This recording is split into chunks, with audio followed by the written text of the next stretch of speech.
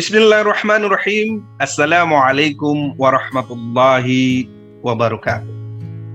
Alhamdulillahi rabbil alamin.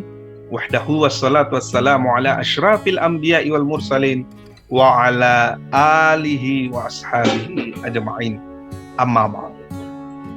Puji syukur kehadirat Allah Subhanahu wa taala. Sholawat beriring salam keruh junjungan kita Nabi besar Nabi Muhammad sallallahu alaihi wasallam.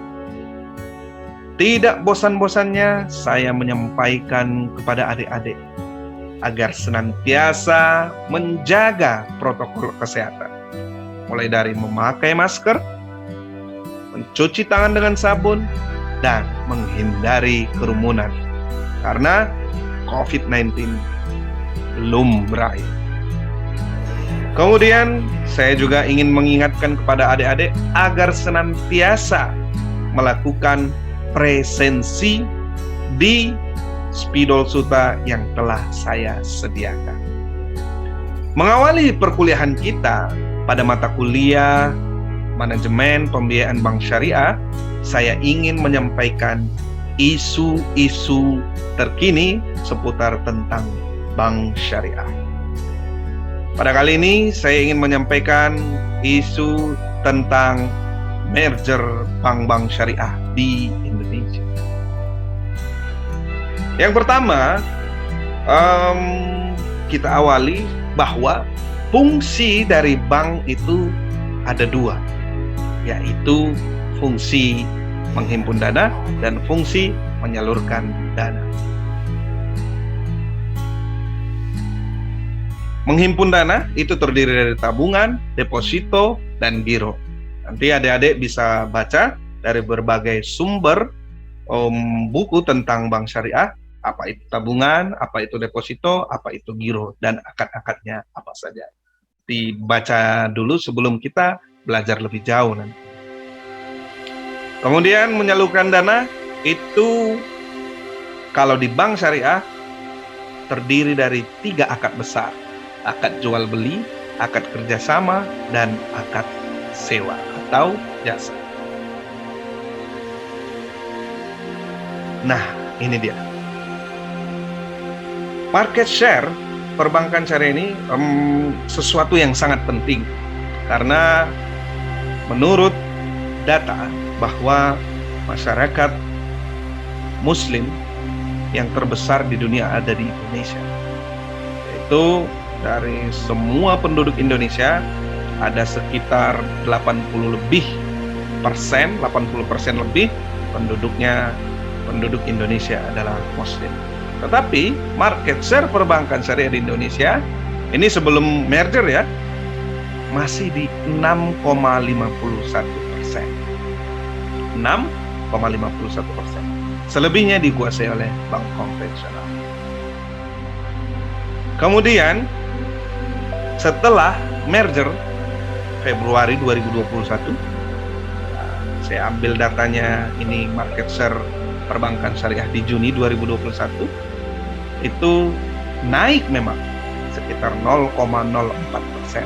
Tetapi kalau kita lihat dari trennya, memang sebelum merger pun tren dari market share perbankan syariah di Indonesia itu memang naik.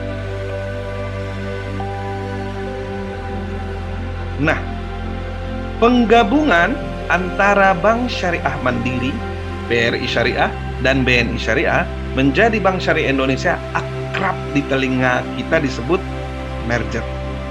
Padahal sesungguhnya merger itu jika digabung 3 bank ini maka akan dipertahankan satu nama. Tetapi tidak kan? Digabung ketiga bank ini, kemudian terbitlah atau dimunculkan satu nama baru yaitu Bank Syariah Indonesia.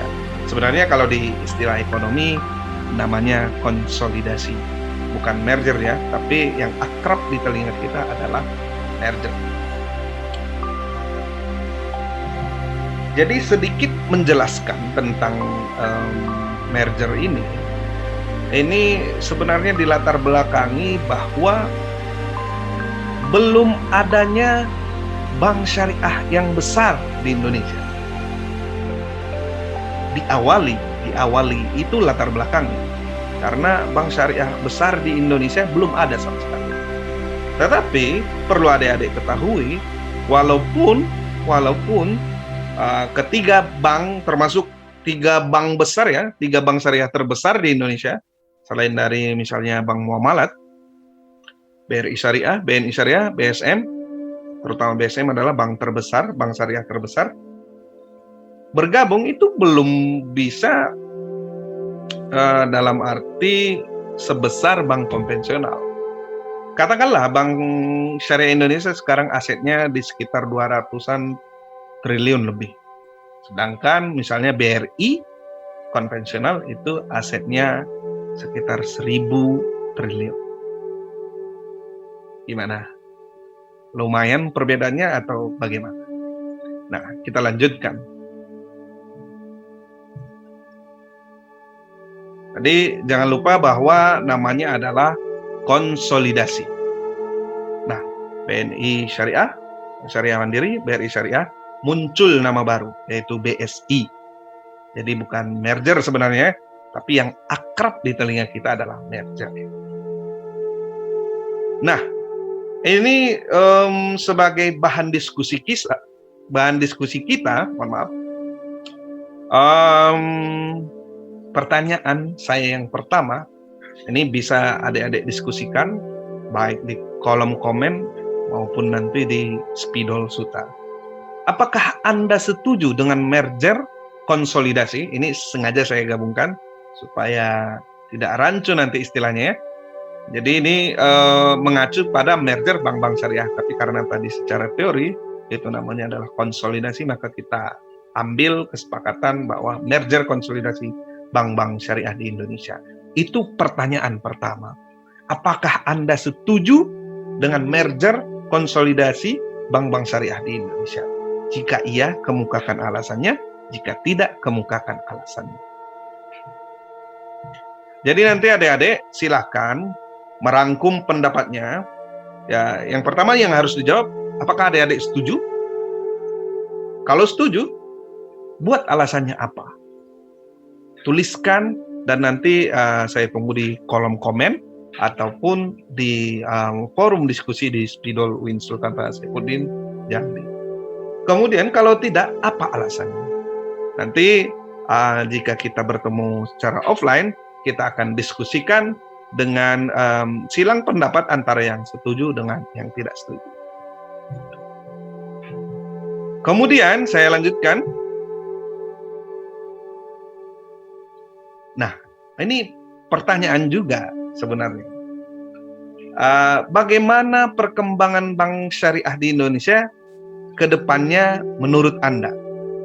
Ini kan setelah terjadi merger, sudah terjadi dong. Setuju atau tidak setuju, sudah terjadi merger.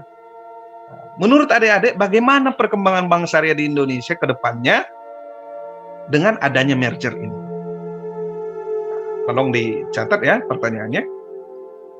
Kemudian dengan membengkaknya bank syariah Indonesia, ini sengaja saya tekankan bahasa membengkak ini karena kenapa saya bilang membengkak? Karena aset bank syariah yang terbesar di Indonesia sekarang dikuasai oleh Bank Syariah Indonesia. Otomatis kalau asetnya besar, maka dia akan mulai bermain di price atau harga. Artinya Bank Syariah Indonesia bisa jadi quote and quote akan memonopoli pangsa pasar bank syariah di Indonesia. Jadi bahasanya saya buat membengkak.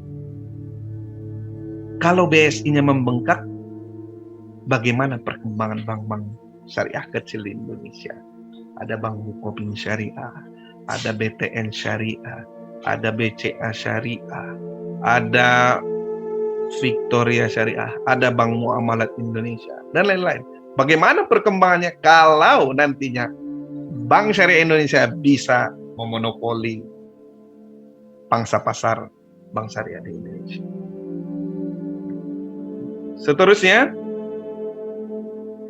nah ini pertanyaan juga, Anda lebih sepakat yang mana? dan jelaskan. Banyak bank syariah di Indonesia, tetapi tidak ada yang sebesar bank konvensional. Kedua, tidak perlu terlalu banyak bank syariah, yang penting ada minimal satu bank syariah yang sebesar bank konvensional. Artinya sesuai yang terjadi sekarang. Bank syariah Indonesia sudah mulai merangkak, artinya setara dengan bank konvensional yang kecil. Mana Anda lebih setuju? Ada satu, the big syariah banking in Indonesia, yaitu Bank Syariah Indonesia. Kemudian pilihan keduanya, nggak apa-apa, standar-standar aja, tapi Bank Syariah Indonesia ini semakin banyak. Silahkan pilih ya, satu atau dua, kemudian jelaskan. Nah, sebagai referensi dan bahan bacaan, silahkan download artikel jurnal yang saya tulis pada link berikut. Ini ada artikel jurnal yang sudah terbit, alhamdulillah, yang berjudul Analisis Dampak Kebijakan Merger dalam Pengembangan Bank Syariah di Indonesia. Ini bisa dilihat di Google Scholar saya, bisa di-download nantinya, ataupun di PowerPoint yang saya akan bagikan nanti.